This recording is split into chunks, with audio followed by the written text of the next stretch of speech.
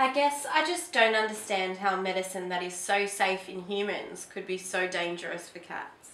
Well, the main difference, Mrs. White, is in the cat's ability to cope with the paracetamol in Panadol once it's in their liver. All drugs that we or cats swallow are absorbed in the gut and then passed to the liver in blood, where some is removed and then the remainder passes to the body where they have their effects. In the case of Panadol, this is to soothe headaches, pain and things of that nature. Normally, as in humans, the portion of paracetamol that is absorbed in the liver is bound to specific molecules that make it more soluble in water so that it can be excreted, with only a very small remaining amount converted to a toxin. But any toxin that is actually produced is then swept up by an antioxidant in the liver, which removes it. But in cats, they are much less able to perform the normal safe process, and so they produce a lot more of the toxin instead.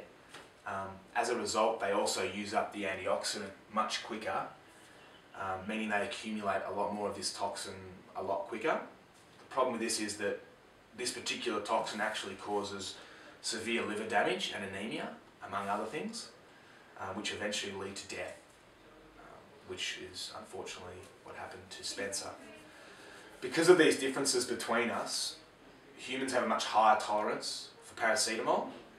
We need a dose of around 100 milligrams per kilogram to be lethal, whereas cats need only 40 milligrams per kilogram.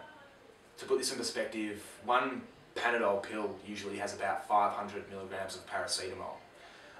In a normal human, this equates to a dose of 6 to 8 milligrams per kilogram, which is perfectly safe. You could have another 10 pills and you'd still be fine.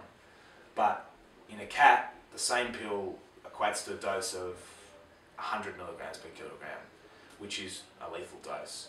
And in Spencer's case, he had 3 pills, which means he received about 10 times the lethal dose for cats, which is why he passed away, unfortunately.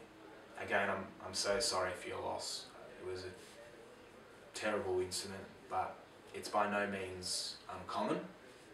Really, Panadol should have clear warnings on their packets about this sort of thing, because many people, like yourself, just wanting to help their cats, assume that it'll be as safe in them as it is in themselves. I hope that